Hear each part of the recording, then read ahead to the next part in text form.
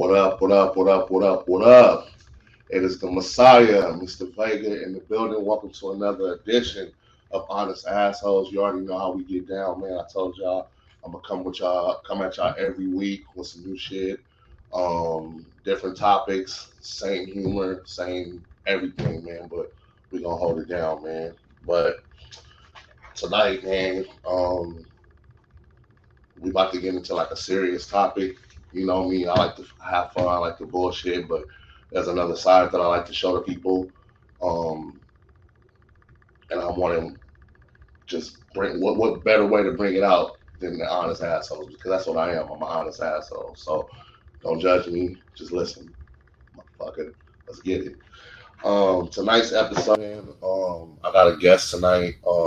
Now I'm about to break everything down with this introduction, man, because this sister played such a good factor in my life because she came and got me helped me at a time where I was down in the dark and didn't have no hope when it came to certain like as far as like living. So she came and helped me out when she didn't even have to.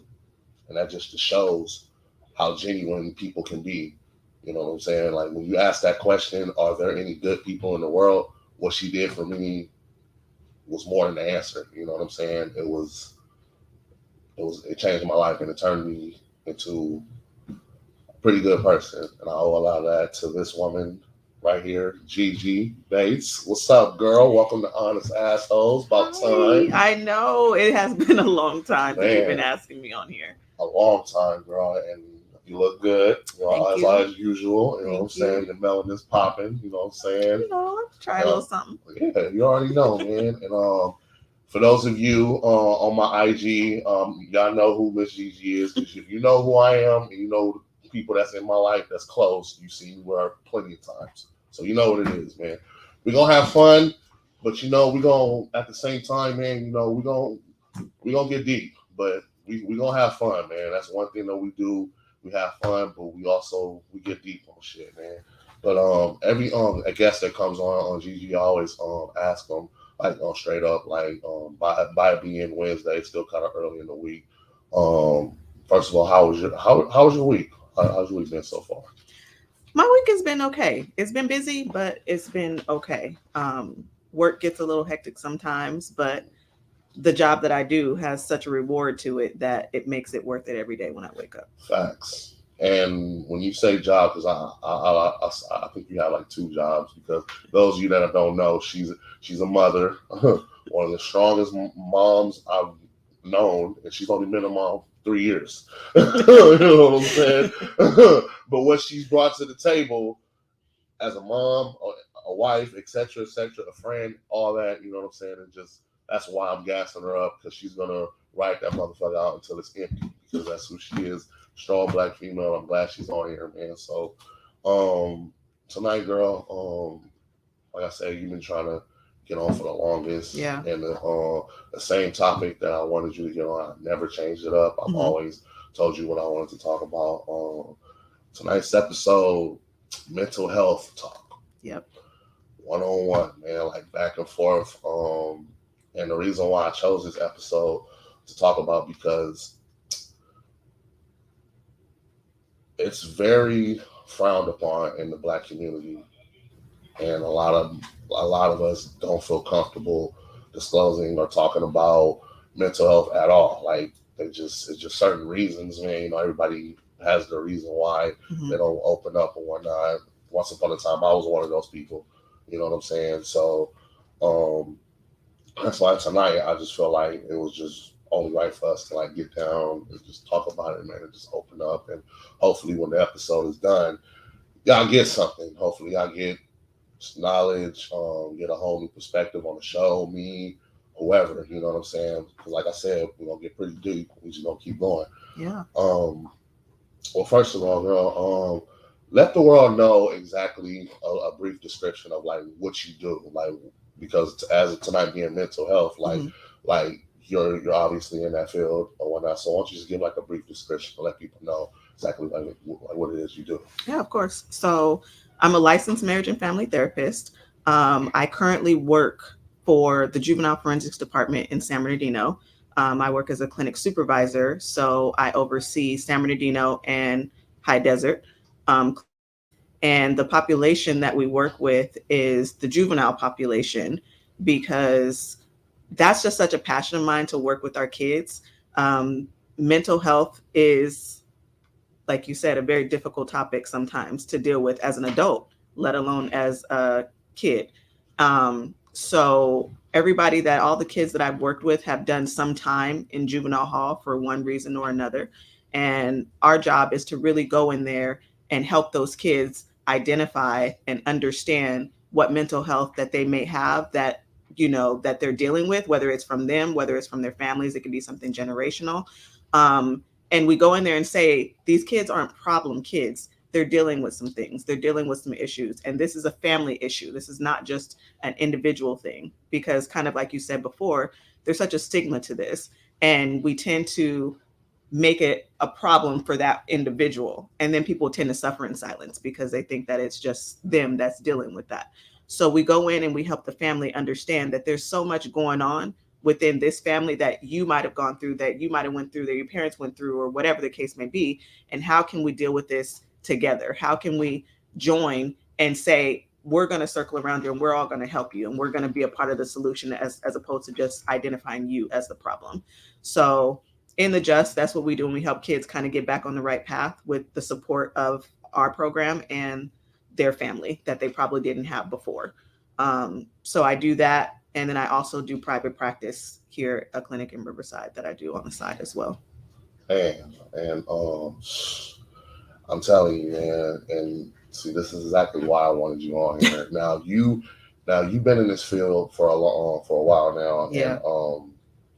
and I didn't, and like I said, as long as I know you, I don't even think I knew the full description. I knew like what you I knew the field you're in, but I Right. didn't know exactly that is what you do. Yeah. So I got two questions. You know what I'm saying? Go for it. So the first one, and this is to you. What like made you want to? I guess I can say what made you like want to like go to school for that? Like what made you? What was your interest in it? If you don't mind. No, of course. To be honest, I never went to school to be a therapist. That actually wasn't my initial career. My initial career was criminal justice. Ooh. So I have a bachelor's degree in criminal justice. And afterwards, I went into the criminal justice field, and where I was at, there, it seemed like something was missing. It was very heavily focused on just crime and punishment, which is good.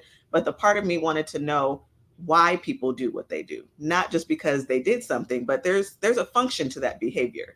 And I felt like that piece was missing. You can punish somebody all that you want to, but if you're not really helping them, recidivism is going to happen. It's going to occur. So I started to go a little bit deeper with that.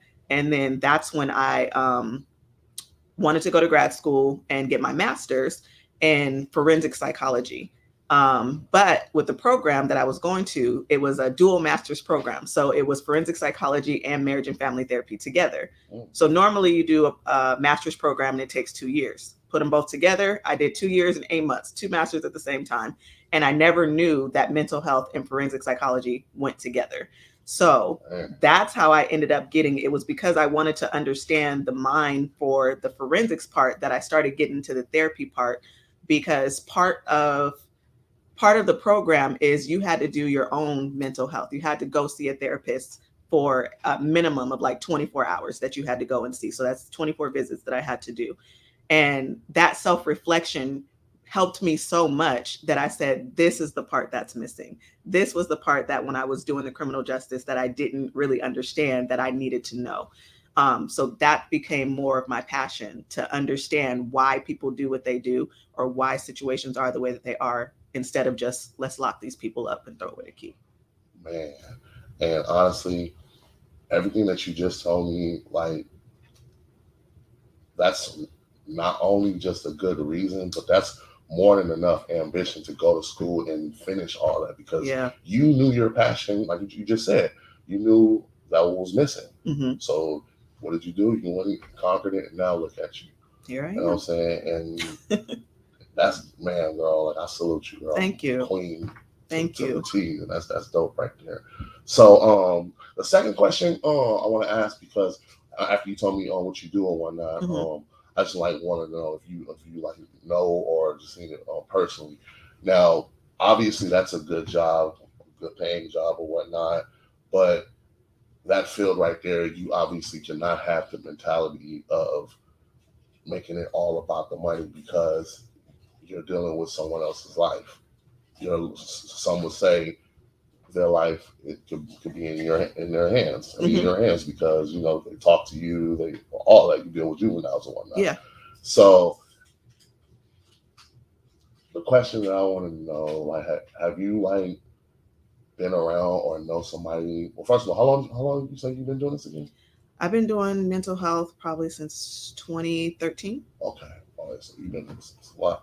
Have you ever like seen or been around like any coworker or anything that's had like a breakdown to where they just couldn't handle it anymore? It was just too much, and despite making all that money, they just couldn't handle it because they knew maybe they wasn't mentally prepared for it, or they just couldn't do it anymore. Have you ever like witnessed that or anything?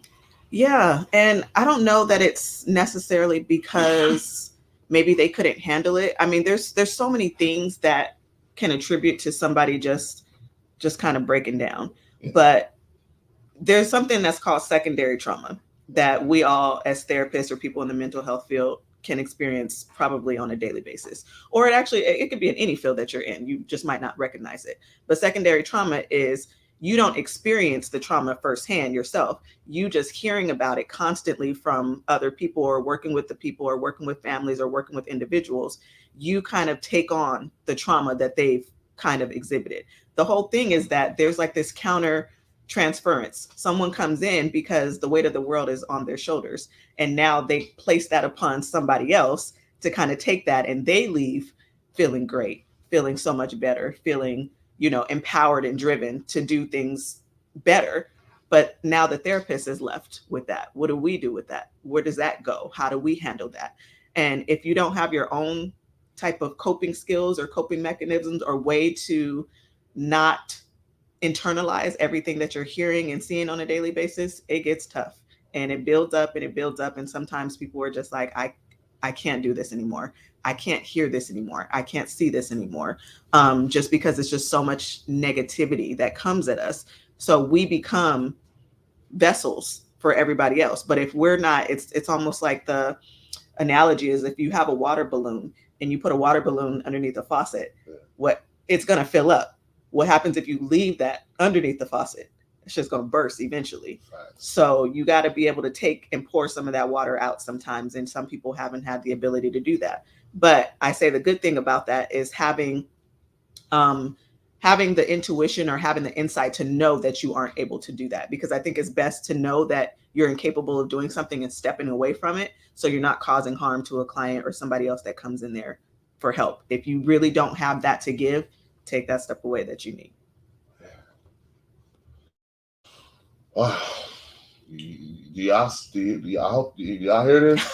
Like I said, do y'all hear this? This is exactly the energy that I wanted from this woman, man. Because, like I said, I've known her for so long, but just to have this type of conversation, and I don't even think we're that long into the show, but We're just getting started. Jesus, I'm like damn, I think I learned. Whew, okay, yeah. So, and that's what's yet to come, man. So you know me, girl. I like to like research and just look at random stuff and whatnot. But what people don't know about me, I experienced some mental health issues about 3 years ago. We'll get further into it a little bit through the show, but just wanted to let y'all know the reason why. But I look at certain things on the internet when it comes to mental health, certain things that I never knew about it, certain things that I've never experienced, some things that I need to look out for, because that whole time when I was going through what I was going through, I was confused Mhm. because, at the time I was, 34, and I never experienced or just went through something like that, and I was like, it confused me because like, why? But why?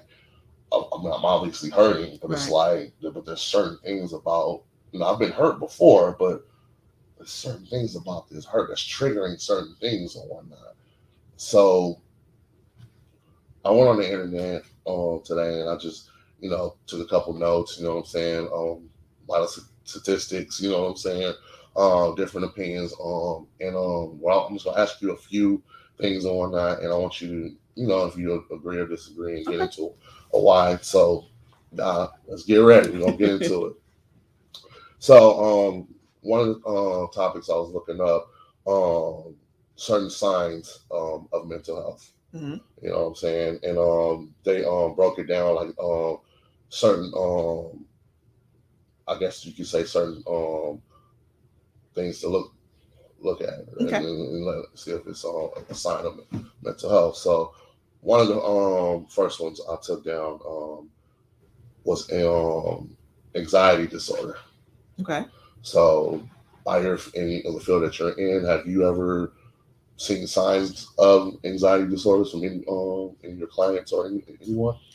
Yeah, so anxiety actually is pretty common. So anxiety disorder, someone, and I think that's where, and once we get into just disorders, that's where a lot of the stigma comes from because people don't like being labeled as something. It has just such a negative connotation to it. So a lot of the times when I have clients or I talk to clients or, I'll like to externalize the issue first. So instead of just saying, I'm an anxious person or I have anxiety, I would say something like anxiety is something that I deal with because now it's externalized and it's not me. It's not a part of me. It's just something that I deal with. And if it's something that you deal with, it's easier to manage or maintain as opposed to if you internalize it and make it, this is me, this is who I am. It's a lot harder to change. So anxiety is really, really common. And a lot of the times when people have anxiety, it's because they don't think presently. They think in the future. When people live in the future, it provokes a lot of anxiety because it causes worry, it causes frustration, it causes confusion. And it's a state of mind that you have, and you're constantly worried about something because it's out of your control because it's not present. There's nothing anybody can do about the future. So when you think too far in the future, you get worried about it, and that's where anxiety really comes from. That's crazy.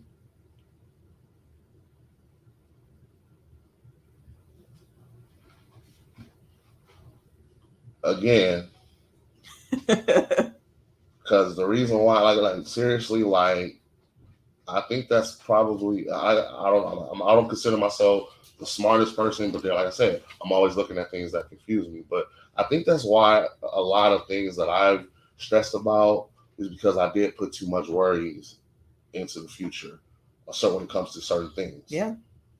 especially when, like you said, because we don't know the future, you know what I'm saying? But the future could be like tomorrow or the next 2 days, Yeah. and you're worried about Right. what it is.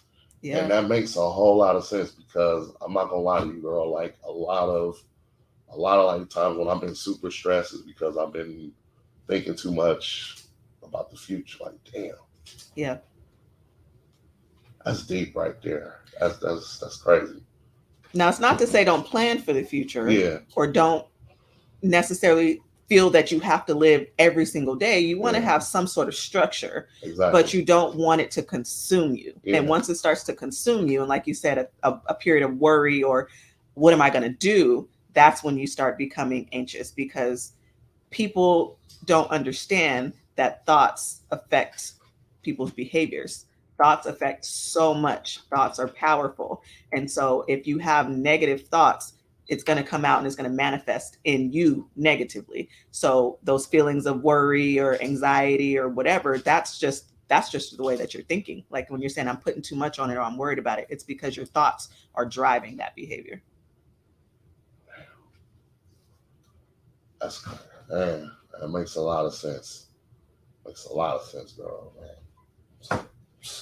And it's crazy because like when I wrote that down, that was the number one thing I wanted to talk about first was anxiety. Because I'm pretty sure like anxiety is very common. Very Like much so. very Yeah. okay. Um.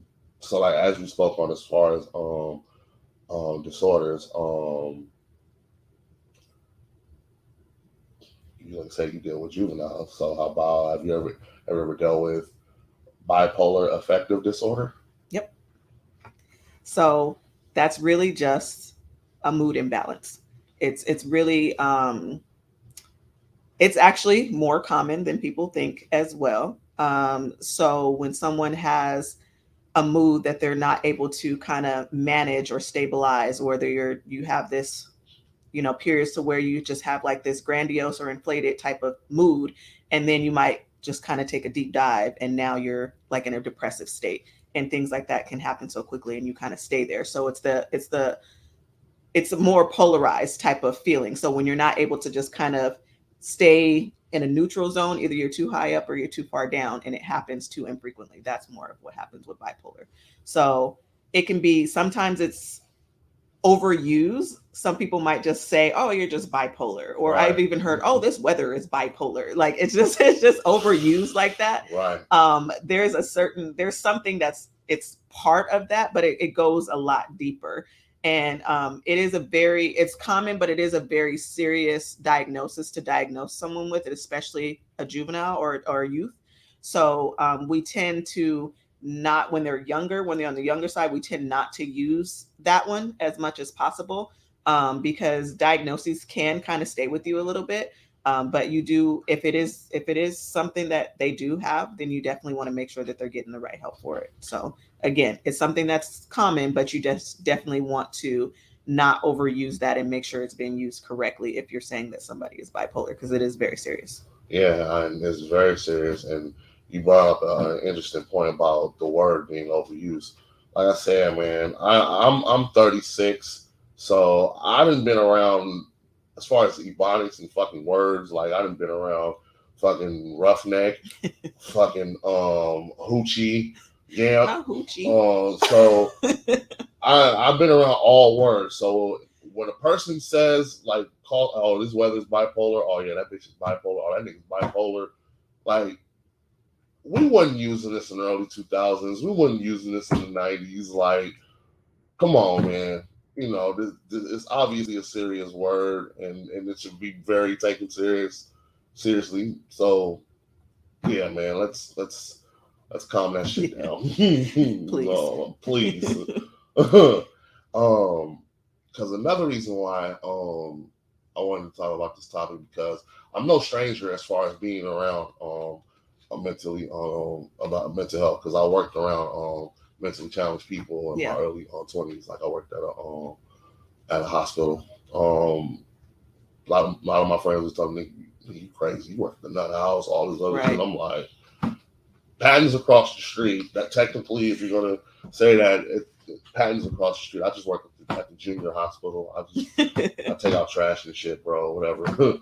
But they taught us like we had to take a class on how to like touch them or defend ourselves, because Okay. by them having those issues or Hmm. whatever they're going through, you touch them or harm them a certain way, you can go to prison. Right. It's written. You know what I'm Wow. saying? Yeah. So, um, but by me being around them, I was never like scared or anything. I actually helped a lot of them, because a lot of those people, like without the medication, some of them are actually just genuine. They just Yeah. deal like a lot of the mental issues that they dealt with. I'm sorry, it consumed them. It took over, to Hmm. where they don't feel normal anymore. So, because I just sat and talked to plenty of them, I gave them orange juices, milk, to where they loved me. Every time they see me, like, "Hey, Vince, hey, Yeah. Vince," I'm like, I didn't have to worry about getting attacked or any of that shit, man. So, and I believe, because me personally, I believe it's how you deal with a person that has those issues. You know what I'm saying? And you obviously have to have one of the strongest wills and passions, because I know that's not easy, girl. Like seriously, like It does take a passion, but it doesn't take somebody to be in the field, because it just takes a non-judgmental approach. facts. Let's just not judge, because there's no separation. Even though this is my job and I work with clients, I go in there and I tell them we experience the exact same emotions. I just know how to cope with them a little bit differently. Yeah. That's the only difference between us. It's not that I've never experienced loss. It's not that I've never experienced depression. It's not that I've never experienced anxiety. These are all normal things. What takes it to a different level is when we have the inability on how do we deal with it when it happens. Yeah. And some people lack that ability. So it's our job, the ones who are a little bit stronger in those areas, to have either empathy because we've all experienced it, or if you feel like you haven't experienced it, then just sympathize with that person. Facts. Exactly. That's how I feel too, man. Like I said, you can call me soft, whatever the fuck you want to say. It's not about that, man. You really have to sympathize for a lot of these people, man. I live in San Bernardino, so Yeah. I see. Come on, man. The homeless half of the homeless rate out there. Half of the homeless people have mental issues, but I feel like, and this is my opinion, I might get blackballed, whatever. I feel like society, government, they really just turn their back. Y'all rather just pump them medicine. Okay, we're taking care of them. But instead of like just really getting deep into it, you Right. know what I'm saying? And by you being here and talking about all this, it just shows that you are here to help. Yeah, it's my job, all this, my career, all this. But as you stated before, like I said, you are not judgmental at all. You sympathize for a lot of this situation. And for those of you who know San Bernardino, our office is literally right off of Baseline and Waterman. Yeah. So we right there. I live like not that close. Yeah.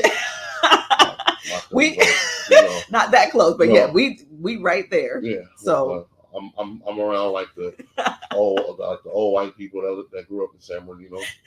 You know, so you're a little off. Yeah. But, yeah. So you know, but I see what happened. But anyway, yeah. Love you, San Bernardino. Yes. Again, that's real dope of you, girl. Like again, I want to tell my hat to you again, because by you doing all that for all the more than the right reasons, girl. It's just think about it, like back in the like 60s, 50s, like when black folks were like at his all time struggling, you know what I'm saying? Think about all the mental health problems that was going on around that time that could have been prevented and helped out more, you know what I'm saying? If, you know, more people would take it serious, because I feel like mental health got worse throughout the years, you know what I'm saying? Especially when drugs come involved, and more legal drugs than illegal drugs, yeah. You know what I'm saying?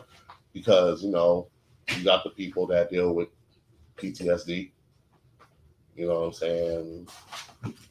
I dealt with a person with that, you know, wasn't the best at all, but I sympathize with them because at the time, you know, I was in love. Mm-hmm. I was willing to provide that. I wasn't going, who am I to tell you that, okay, because you have that, you're crazy, I'm just going to walk away from you? No. We're going to get through this together. Mm-hmm. Take this serious. Right. You know what I'm saying? And that's how I feel.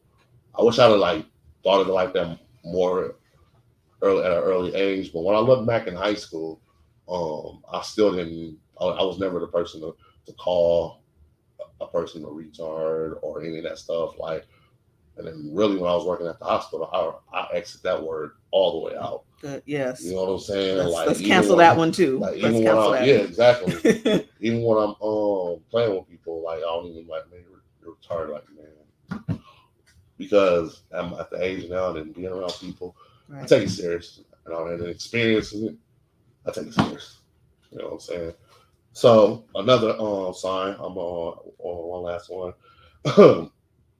We're gonna have fun with it. Okay. But at the same time, take it serious. Because I kind of think I experienced it, and I think I'll use that as an excuse. Eating disorders. Okay. Have you dealt with? So that's more, there's certain things that are specialized, and eating disorders is one of the populations that is a specialized population. So I do not work directly along with eating disorders. So these aren't necessarily, these are diagnoses that people have. They're not necessarily signs. That would just be a disorder. A sign of that obviously is, you know, extreme weight loss, or, you know, well, it depends on whether what Are we eating too much? Are we eating too little? Are we not eating enough? Or are we, bulimic? Or there's just different parts to eating disorders that somebody could have. So it really would just depend on the person. So it's not my specialty. I don't work directly alongside clients that have eating disorders, but I am familiar with them. And I know the signs of someone who has an eating disorder. So I would definitely know to refer them to a specialized clinic for that only deals with those type of disorders. Okay, and this clinic wouldn't be happen to be like Jenny Craig or No. anything like that, A right? mental health clinic. Okay, all right. So because the only reason why I asked that question because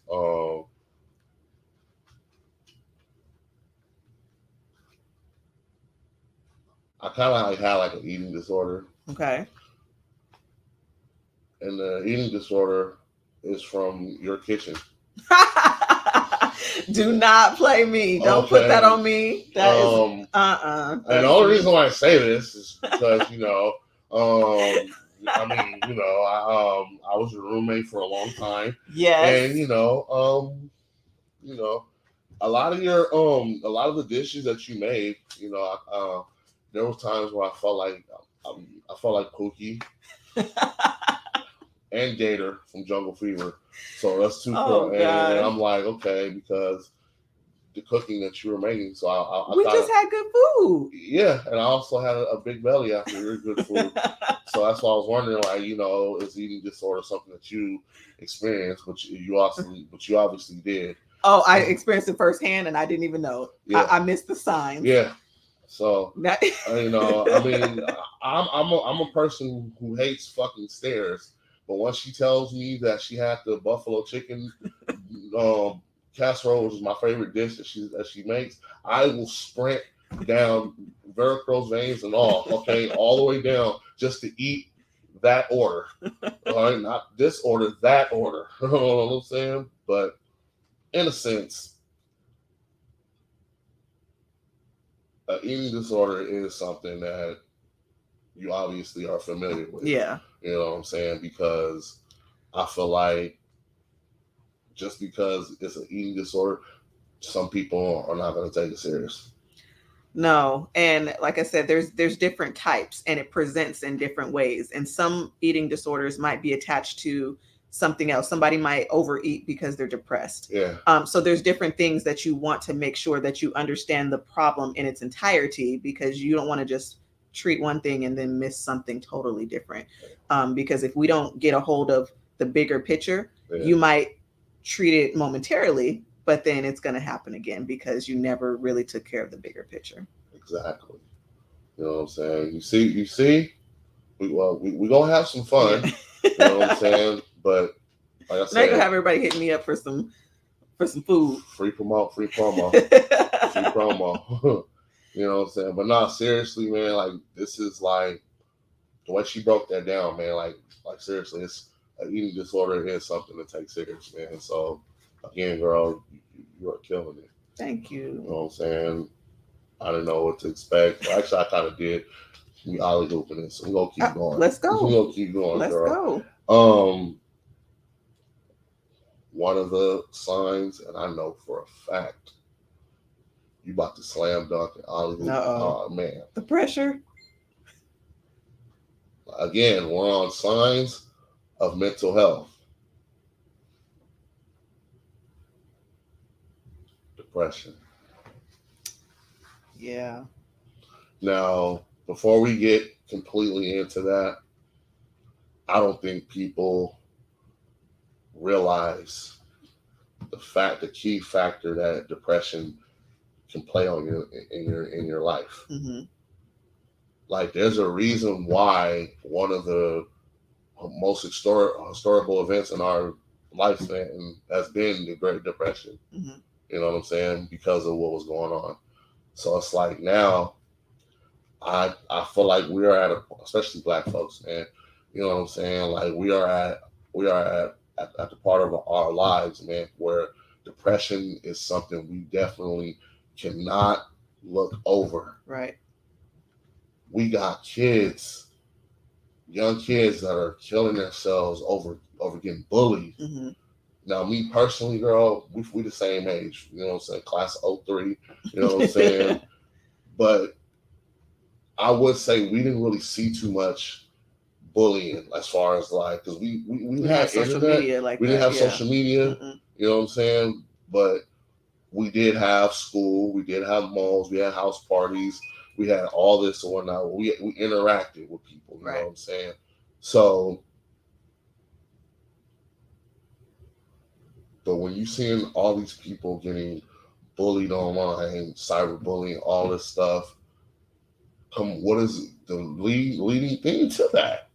Depression. Depressed people get fed up. Mm-hmm.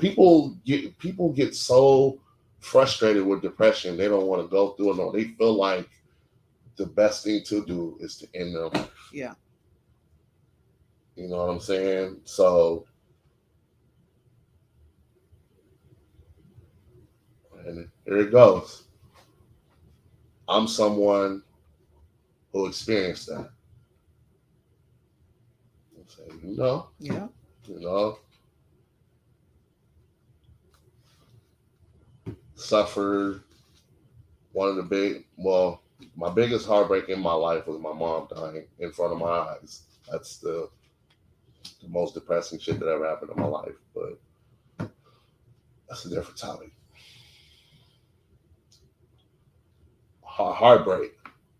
One of the biggest heartbreaks from at the time from someone I considered the love of my life. I was I was one of those people that didn't really believe in full factual love, but I was experiencing it.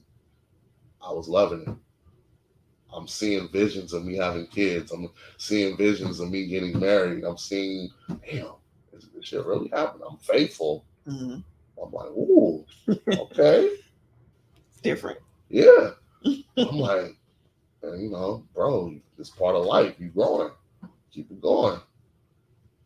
I lose it. It wasn't my fault, but I tried my hardest to save it. I tried to be Jack from Titanic and some more shit. I tried to save it. Did my everything. Wasn't enough. Didn't know what to do. Was hurt. 6 foot, 300 and some pounds, crying, shedding tears, calling off work, using sick time. Got plenty of it, but using it. 'Cause I don't want to do shit. I'm crying. I don't want to do shit.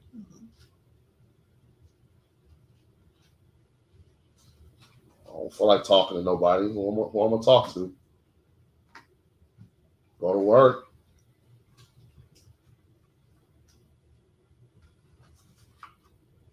I'm crying. I'm working and crying. Nurses looking at me, asking me, am I okay? I ain't saying nothing. I'm just working. I'm crying. Hands are shaking. I don't know what to do.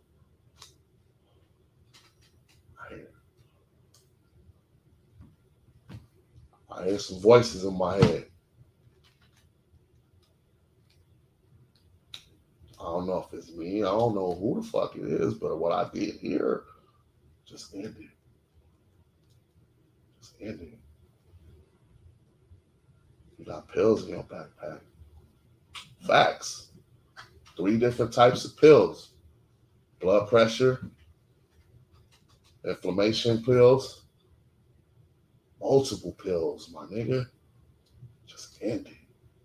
Just ended. I'm confused. I don't know what to do. I'm confused. Like, oh my fuck, man. Like, I'm confused. Like, do I end it? Like, what do I do? Do I end it? Oh shit. Like, I'm crying. I'm shaking. I'm socking the fucking locker. I don't know what to do. I'm just end it.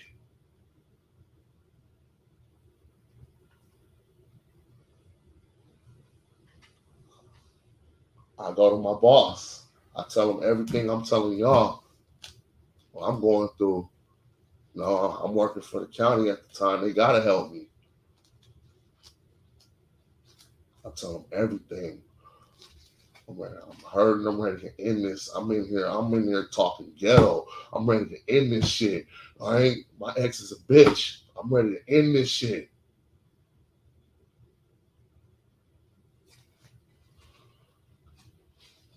They didn't have to. So took me down the riverside. Took me to a therapist. Matter of fact, no, she wasn't a therapist. She was more like a counselor. But that whole time, bro, it's the fucked up part. That's all I'm hearing. Like, what the fuck you doing? End it. End it. I ain't saying shit though. I ain't saying nothing, but I'm crying. Like I ain't never cried. Like it was nonstop, man, because I'm scared. I'm confused. I don't know what the fuck to do. Talk to the sister. Tell her everything. She confiscate my. She confiscate my medicine. She recommend me some. She recommended me to a psychiatrist. They wanted me. They wanted to hold me for 48 hours. I'm not stupid. I know what they wanted me to drive to.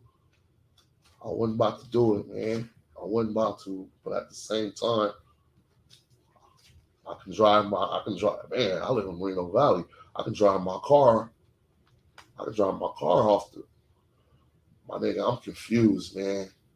Like seriously, I'm confused, bro. The only thing I wanted to do, man, was just get home to where she's at, where they stay, where I stay. I'm smoking. I'm smoking like a motherfucker, back and forth. I smoke like 4 blunts to the head. I'm doming. I'm going to the house, pass out, boom. I'm fucked up, man. I'm fucked up. I couldn't go back to work. I couldn't do none of that shit. They recommend me to a therapist. Now, I don't want to see no therapist, man. That's why I'm here. I don't want to see no therapist. Fuck she gonna do? Because they asked me what type of therapist I want. All right, let me get a sister. Oh, I damn sure don't want to talk to no white man. I don't want to talk to no white woman. I don't want to talk to no brother because I got plenty of homies. So let me try it out. It's $20. All right, let's do it.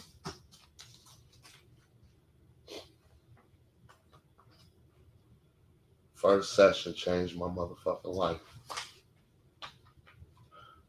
I had a life. Like what? Wait, what did you say?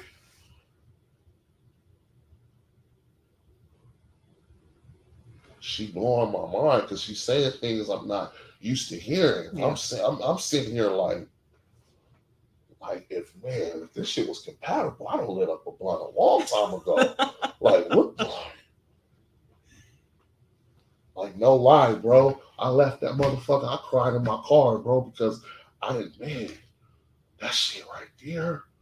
Oh man, bro, I booked another appointment instantly, man. I've been seeing my therapist for 3 years. Shout out to Marcy Campbell. I love that lady. I told her on my last session, I told her, I love you for everything that you've done for me. I gave her a hug, everything. This is post COVID. She's not even supposed to be hugging her patients.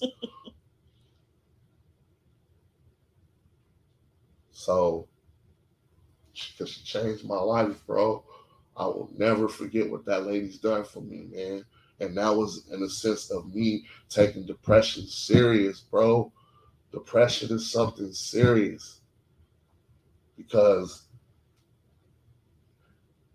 if given, that motherfucker will knock you the fuck out. You ain't never getting back up. Never getting back up. For real, for real. You're going to have to take depression serious. So, y'all wonder why I ain't scared to have my own podcast and talk that shit? Because I beat depression's ass on a daily, my nigga. Depression is a dirty bitch and she can swallow me. That's all I do. I treat depression like it's somebody like it's a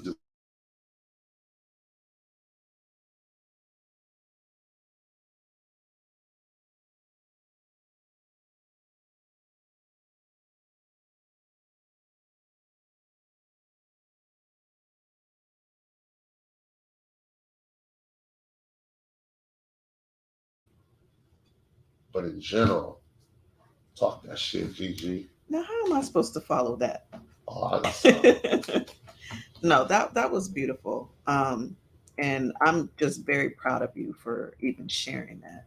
Um, I remember I remember all of that, and I remember experiencing that with you. So the fact that we're here today and you're able to talk about that is just such a beautiful thing. Um, it's I can talk about it just on the shorthand. When we look at anxiety, depression is literally the opposite. So anxiety is us thinking about and living too much in the future. Depression is us thinking about and living too much in the past. So things that have happened, things that have occurred, things that we've gone through, we are just still thinking about those things. And we're stuck there. It's like a state of almost comatose. You can't change it. And that's what almost creates this atmosphere of sadness and depression and despair, because it's something that was traumatic that we can't do anything about that. And that's just completely out of your control. And when you think of that loss of control, it makes you think, it makes you sad. It makes you in this state of despair, because it's like, now what am I supposed to do? And it's almost like this lost place almost that you're in. And so it becomes depressing for some people. And the difference, like I said, some people are able to have the coping skills to kind of manage and navigate through, and some people aren't. So I too share with you, which is another episode, but the loss of a parent or a mother in our cases, and that shit is hard. That is difficult. Man. And it depression surfaces in so many different ways. And so for yours, it took you to like this low place. For me, it took me to this high place, but the high place was a state of me just being on autopilot. Like I was not living, I was just surviving, because I lived in a state of depression and I was managing it through just going and doing and working, and I wasn't really acknowledging. And people don't stop and acknowledge and honor what they're experiencing. And that's depression, that's depressive. And that's what I was doing, just on the opposite side. So it took me, I did not grieve my mother's passing for 5 years.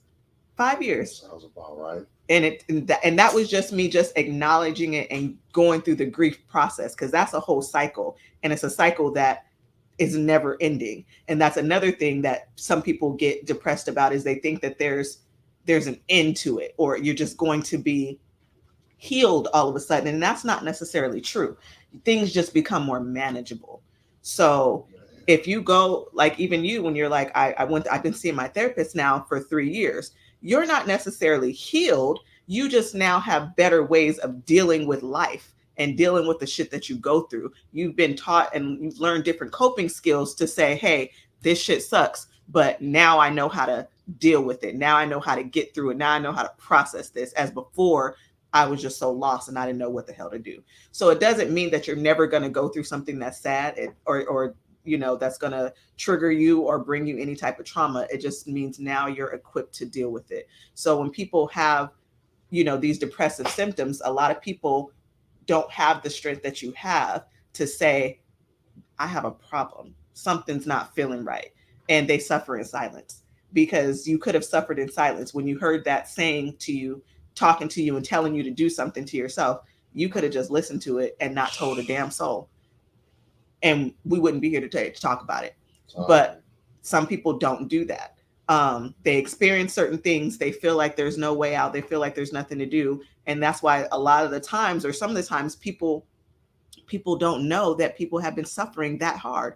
We hear it a lot. If somebody takes their life or does something to themselves, they'll be like, I had no idea that they were going through that. Man. I had no clue. And it's not that, and then some people feel bad because they're like, I saw them every day, or I was with them so many times. I should have noticed, or I should have saw this. And I don't want people to think that that burden is necessarily on them. if you don't see it, it's not necessarily your fault. But there are certain things that you can look out for and that you can notice if somebody is exhibiting certain signs or certain symptoms of that. So definitely offer, to help. Not everybody is a mental health professional, so you can only provide so much, but encourage that person to go and talk to somebody. Let's definitely erase the stigma as far as, going to see a therapist means that you crazy, or Stop that whatever shit. that is. Like, I think everybody needs therapy, and not I think therapy should actually be used as maintenance, because the same way that we look at our physical health, mental health should be on the same level. So just because somebody might be buff or whatever, or work out and is strong, got all these muscles, do you just stop going to the gym? No, you have to go and maintain. So we put too much emphasis on physical health and not enough on mental health, when they actually should be on the same level. You maintenance. Maintenance. Have to. Y'all hear that? Maintenance. Because when you put it like that, that's what it is. Like I said, 3 years. I'm not even going front because I've been doing mad overtime, but I miss my therapist and I'm going crazy. I have to go see her because I need to go get that maintenance, because I do. Mm-hmm. Because so much has happened since I've talked to her. Right. And every time I leave her, every time I leave that office, Gigi, I learn something new about myself. It's like you feel refreshed or Yeah. recharged or rebooted, ready to go. Yeah. And the reason why I'm telling y'all that right now is because we need to take this shit serious. Put your masculinity, your pride, tuck that shit, man. Because as she stated, people would have never known. We wouldn't, without seeing the signs, and at least one of the signs let me know. Reach out. Yeah. I tell people all the time, like, reach out. Like, this is like my podcast is a spinoff of my heart. I mean, a spinoff of my pain and Mm-hmm. everything I went through, because I'm taking the Richard Pryor route. Everything I went through, I'm turning that shit into greatness. Yeah. Like I'm gonna turn pain into pleasure. You can't make history without the story. Facts, and I'm not scared to tell it. Yeah. Like I said, that's just one story. Like I said, like this mental health shit, I'm no stranger to it. But We all need something, it's so important that we take care of ourselves. And right now we live in this society that I think that people give more attention to their cell phones, to their electronics, to these laptops. Everybody will spend so much time. You gonna take the time and you'll stop your day to find a charger for your phone, or to find a charger for something. Like, so you will stop what you're doing. You will go and talk to somebody and open up, hey, let me borrow your charger. Hey, let me do this, let me do that. You will take the time. Why? Because without power, without that charge, without that fuel, that phone, that device, none of that shit is going to work. So we could take the time to charge these electronics, but we can't take the time to charge ourselves. That's a problem. exactly, That's an issue. exactly. And another thing that you brought up earlier too, man. I feel like mental health don't get taken serious as your physical health, because of that. Now, I guess the judgmental minded people, but bro, when you dial 911, that shit is not just because you got shot, or you busted your head or any of that shit. You can call 911 when you're having fucking anxiety attack, when you're having depression. Bro, come on, this is what this for, and people don't realize that. That's why I respect therapists. I respect psychiatrists. Like, I have, when a person say like a psychiatrist or anybody's not a doctor, like, man, you got your fucking mind. Yes, they are. You know what I'm saying? Because they're taking the time to work with these people that have this illness. Right. Because it's not a physical illness, we're not gonna treat it or take it as serious, right? But the physical is triggered or by the mental. So a lot of the times what we're feeling mentally can trigger how we react physically. It can cause, you know, whatever, migraines. It can cause like we said, eating disorders, or it's going to manifest physically somehow, some way. So that's why we always got to take care of the mental. Exactly. Yeah. And that's a good way to end it, man. Gee, girl, I took all these notes, but we didn't get into it because just for the simple fact the way that me and you, Ollie, because I told you before the episode started, we was going to Ollie hoop this girl, and we did. So we do. Again, girl, I want to thank you for coming out tonight, because everything that I had planned in my mind for this episode, it came out and then some. That's because, like I said, you, from the bottom of my heart, you took me out of a dark place, a very dark place, and you opened your home to me, and I'm forever in debt for you for that, and you will forever be in my heart for that, and I love you. I love you, and you don't ever owe me a thing for that. So the pleasure was mine to be here, and I thank you for doing this and for allowing other people to see the importance of the work that I'm out here doing. So exactly. With that being said, it is now time for the Messiah moment.